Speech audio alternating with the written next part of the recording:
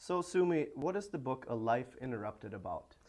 Well, A Life Interrupted is a story about the impact that bullying can have on the human psyche and how that impact can actually trigger the development of mental illness later on in one's life.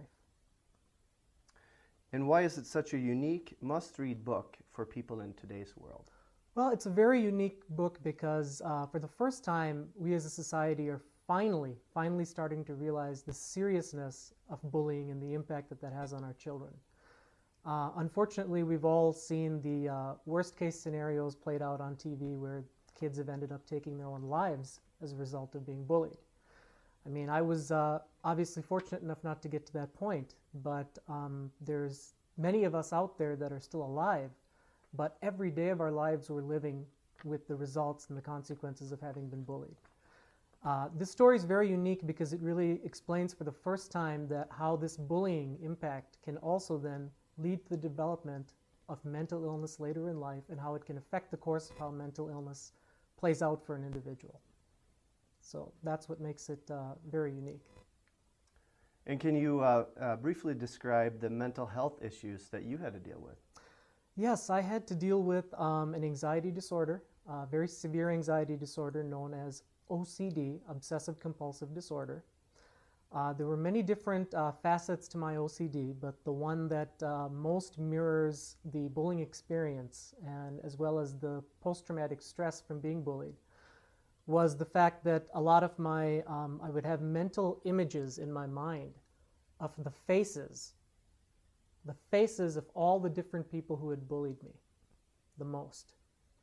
And I would feel a need to perform irrational, mundane actions in my daily life as a way to make those mental images go away. And those images would be accompanied with very frightening, obsessive, negative thoughts that something very bad would happen if I didn't do something a different way, drink my water a different way, something like that. So it became completely controlling my life. And it was based on the memory of the bullies and being bullied. Now, is there a message in your book on the topic of diversity? Yes, there is a message on the topic of diversity. I love my parents. They're wonderful, wonderful people. They were both very, very well educated. They both were born and raised in India, and they grew up there. And they felt that, well, they had the American dream. They wanted their kids to have a better life than what they had growing up. So they came over to the United States and wanted to raise us here. And unfortunately, I experienced a lot of the bullying that I experienced was based on the fact that I looked different growing up in Minnesota, growing up in the city of Plymouth. There wasn't anybody else in my school that looked quite like me.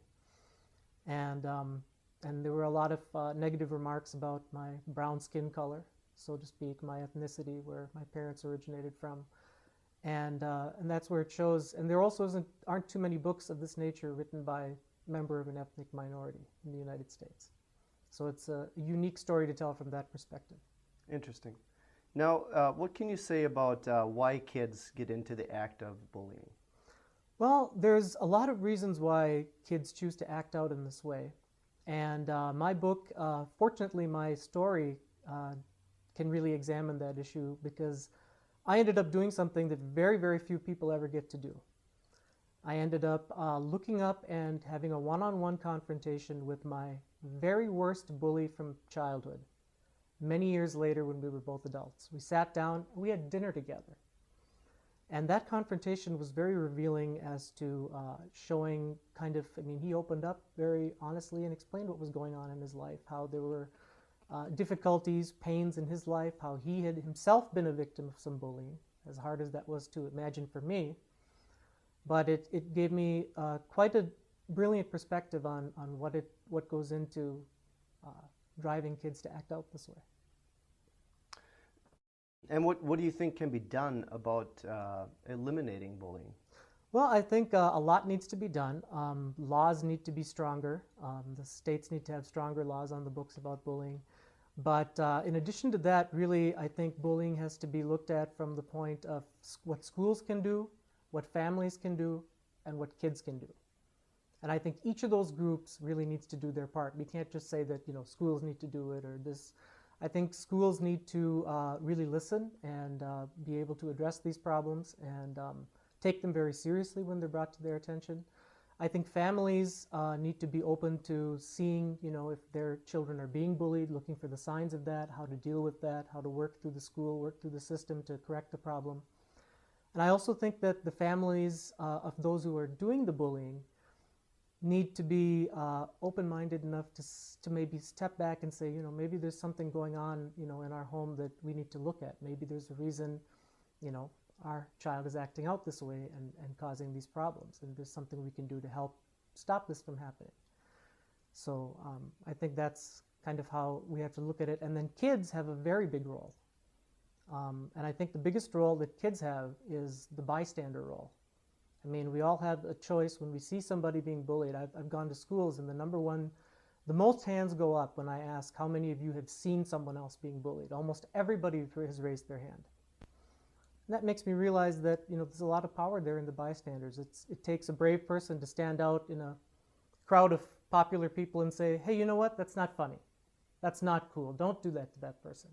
It's not okay. It takes a lot of guts, but if people are able to do that, I think kids can make the biggest difference with bullying. Absolutely. And thank you so much for sharing all this with us. Certainly.